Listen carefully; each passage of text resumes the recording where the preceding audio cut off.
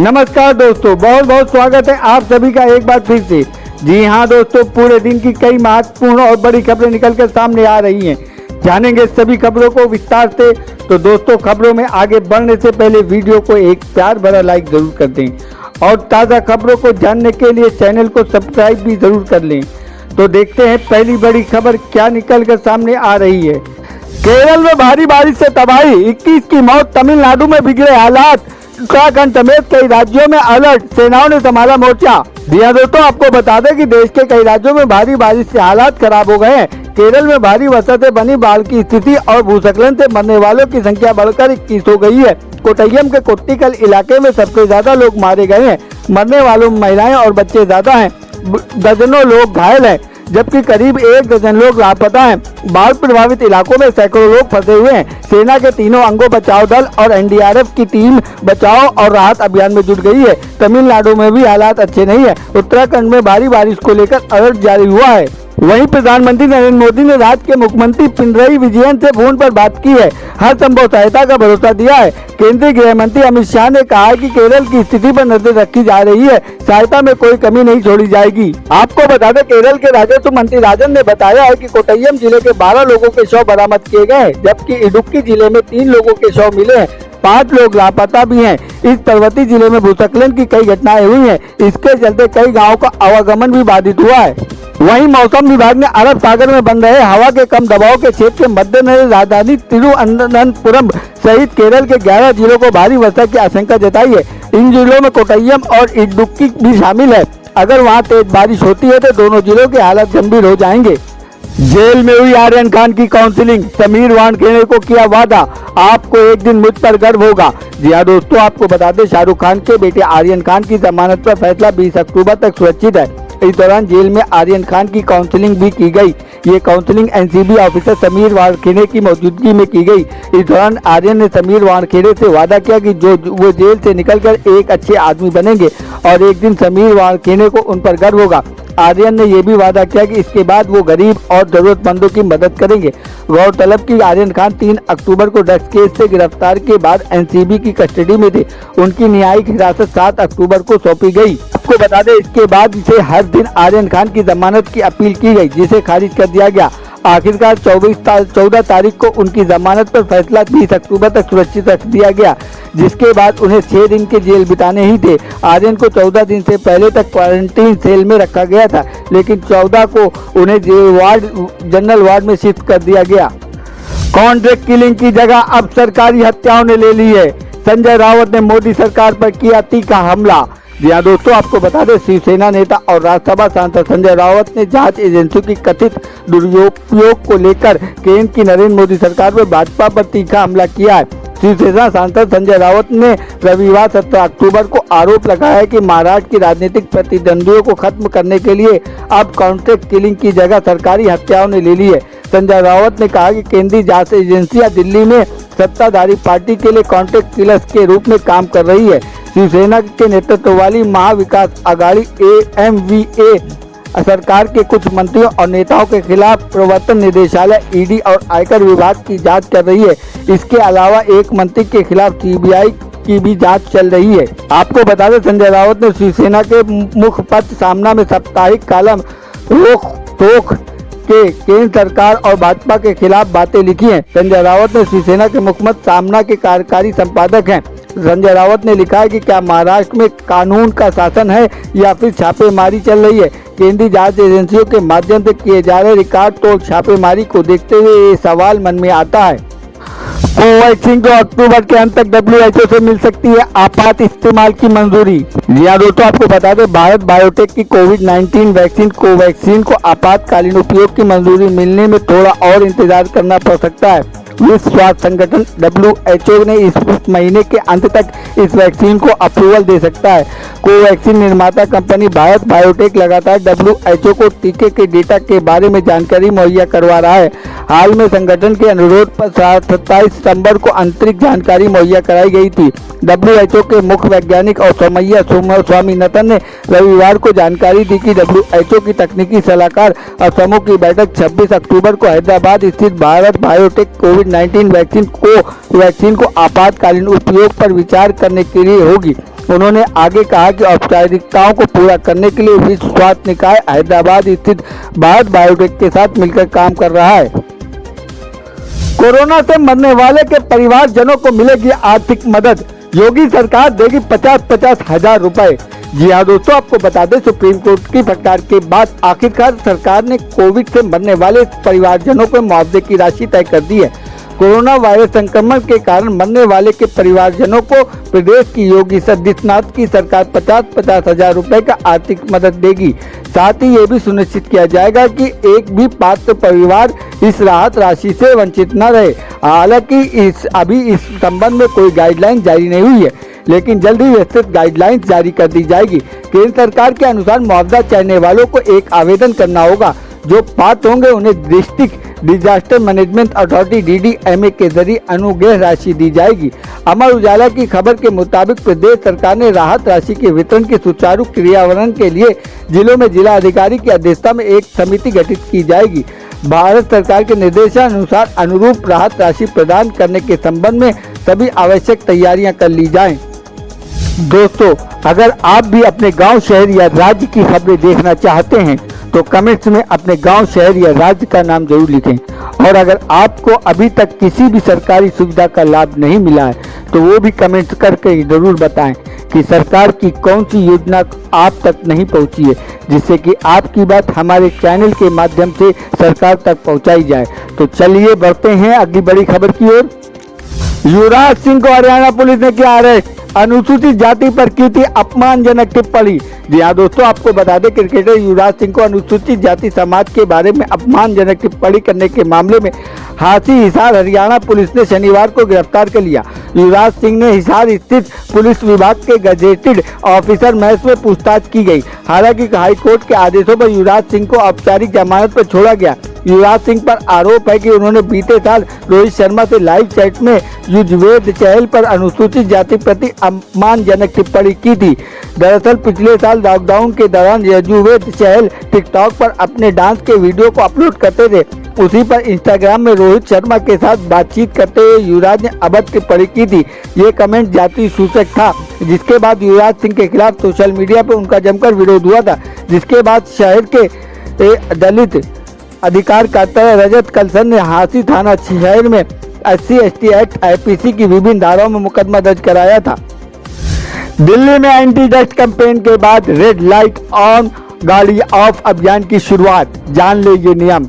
जी हाँ दोस्तों, आपको बता दें दिल्ली के पर्यावरण मंत्री राव गोपाल राय ने कहा है कि सोमवार 18 अक्टूबर को हम दिल्ली में गाड़ियों के द्वारा फैलने वाले प्रदूषण को रोकने के लिए अब रेड लाइट ऑन गाड़ी ऑफ अभियान की शुरुआत कर रहे हैं।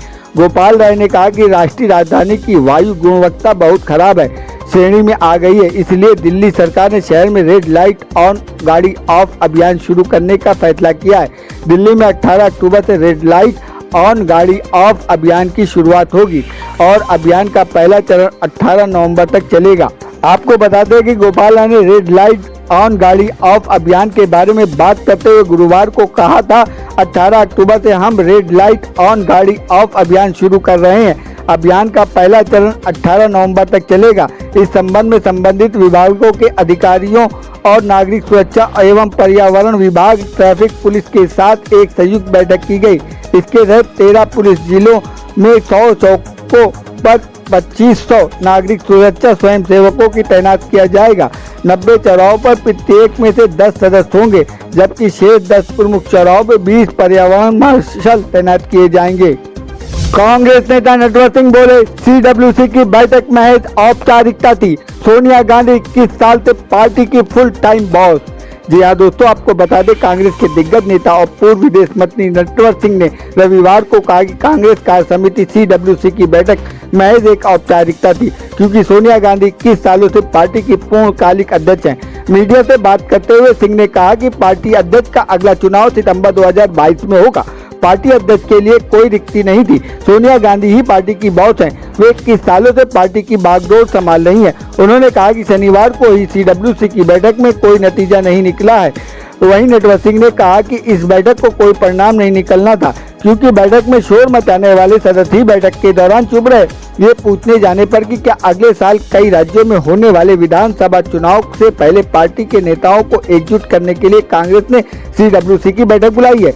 उन्होंने कहा कि कांग्रेस पार्टी को मिलकर काम करना चाहिए, अन्यथा वे राजनीति में भाजपा से पीछे रह जाएगी और अगर ऐसा ही चलता रहा तो वो पीछे हो जाएगी। वहीं नटवर सिंह ने कहा कि पिछले चुनाव में कांग्रेस का जिस तरह से प्रदर्शन रहा है, वे विधानसभा चुनाव में 5 में से 1 अधिक विधान राज्यों में चुनाव नहीं जीतेगी। उन्होंने कहा कि मुझे नहीं लगता कि पार्टी 1 से अधिक राज्यों में चुनाव जीत पाएगी, क्योंकि पार्टी के पास संगठन नहीं है। लेकिन ये भी सत्य है कि कांग्रेस के अलावा कोई और पार्टी विपक्ष का रोल नहीं निभा सकती। गोवा में खुला भारत का पहला शराब संग्रहालय, ऑल अबाउट अल्कोहल, यानी ये क्या है इसमें खास। यहाँ दोस्तों आपको बता दें, गोवा में भारत का पहला शराब संग्रहालय खोला गया है। इसमें आपको शराब का सदियों पुराना इतिहास मिलेगा। संग्रहालय में शराब की सदियों पुरानी बोतलें, गिलास और बोतलों को बनाने वाले औजार आकर्षण का केंद्र होंगे।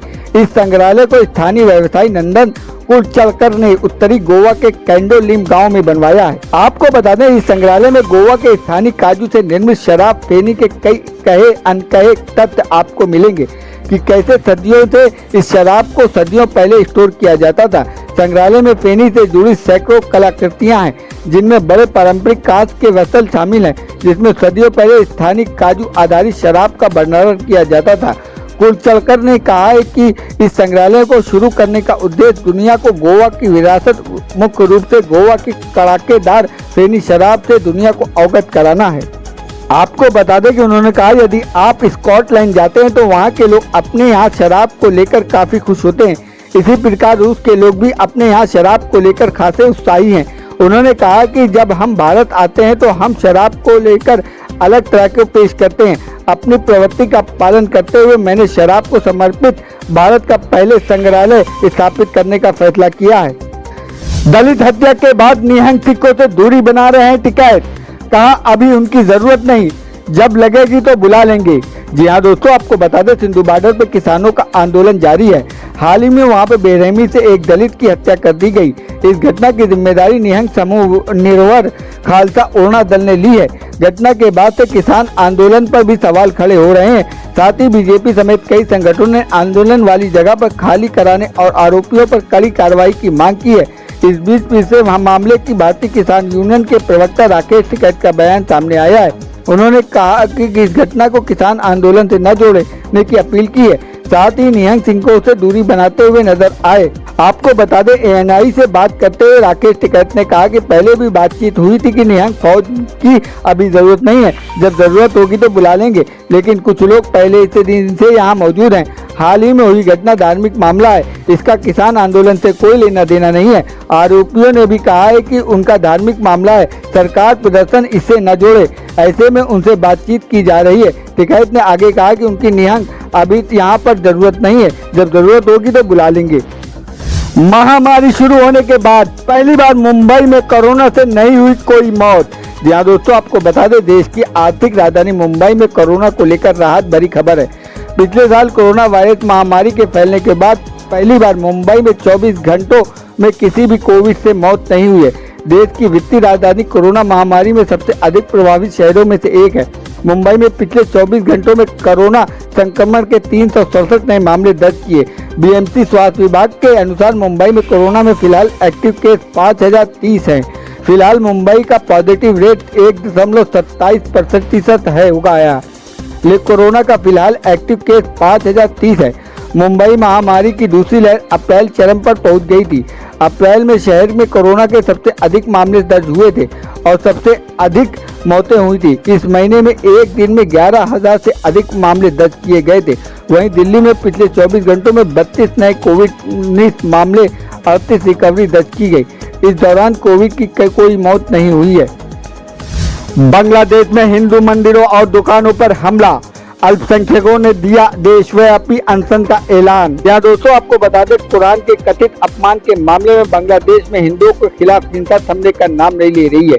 मीडिया रिपोर्ट का कहना है कि कट्टरपंथियों की हिंसा के विरोध में बांग्लादेश हिंदू बौद्ध ईसाई एकता परिषद ने 23 अक्टूबर से भूख हड़ताल का ऐलान किया है। PM शेख हसीना के मामले पर सख्त एक्शन लेने की बात कही है। बांग्लादेश में कई दिनों से जारी सांप्रदायिक हिंसा के हालिया घटना में एक हिंदू मंदिर को तोड़कर फोड़ की गई है। आपको बता दें, कुरान के कथित अपमान के मामले में कट्टरपंथी लोग पिछले एक सप्ताह से हिंदू समुदाय के लोगों को निशाना बना रहे हैं। इस हिंसा में अब तक आधा दर्जन से अधिक लोगों की मौत हो चुकी है, जबकि कई हिंदू मंदिरों में तोड़फोड़ भी की गई है। ये सभी नवरात्रि से शुरू हुआ है।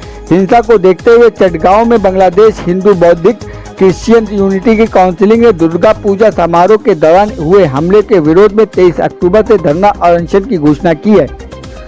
बढ़ते हैं मौसम की जानकारी की ओर, जानेंगे देश और राज्यों के मौसम का हाल। उत्तराखंड, केरल में नहीं, इन सभी 22 राज्यों में 21 अक्टूबर तक होगी बारिश, IMD का पूर्व अनुमान। जी हाँ दोस्तों, आपको बता दें, केरल में बारिश के बाद आई बाढ़ को चलते सेना उतरनी पड़ी है। वहीं उत्तराखंड में भारी बारिश के अनुमानों के राज्य सरकार को अलर्ट घोषित करने में मजबूर कर दिया है। लेकिन मौसम विभाग के अनुमान के मुताबिक आने वाले कई दिनों तक देश में 22 राज्यों, केंद्र शासित प्रदेशों में भारी वर्षा और बहुत ज्यादा बारिश हो सकती है। अभी तक की भविष्यवाणी के मुताबिक ये स्थिति कई राज्यों में 21 अक्टूबर तक बनी रह सकती है। गौरतलब है कि दिल्ली, NCR समेत कई इलाकों में रविवार को भी काफी बारिश हुई है। भारतीय मौसम विभाग ने रविवार को बयान जारी कर कहा कि देश के विभिन्न हिस्सों में 21 अक्टूबर तक भारी बारिश की स्थिति जारी रहेगी। अपने ताजा पूर्व अनुमान में मौसम विभाग ने बताया कि उत्तर पश्चिम भारत में अफगानिस्तान और पड़ोसी इलाकों में पश्चिम विक्षोभ में विजब से 19 अक्टूबर तक भारी बारिश की गतिविधियां जारी रहेंगी। उसके बाद इसमें अचानक गिरावट आ सकती है। वेदरमैन के अनुसार अफगानिस्तान और पड़ोसी देशों के ऊपर मौजूद पश्चिमी विक्षोभ से बंगाल की खाड़ी से आने वाले पूर्वइया हवाएं एक दूसरे पर प्रभावित कर रहे हैं। तो दोस्तों, ये थी अब तक की सभी बड़ी खबरों की अपडेट। टुडे ब्रेकिंग न्यूज और लेटेस्ट खबरों को देखने के लिए हमारे चैनल को सब्सक्राइब जरूर कर लें। वीडियो लाइक और शेयर जरूर कर दें अपने दोस्तों और रिलेटिव्स के साथ। तो दोस्तों, आपसे फिर मिलेंगे काम की खबरों और सरकारी योजनाओं के एक और नए वीडियो के साथ। तब तक के लिए धन्यवाद।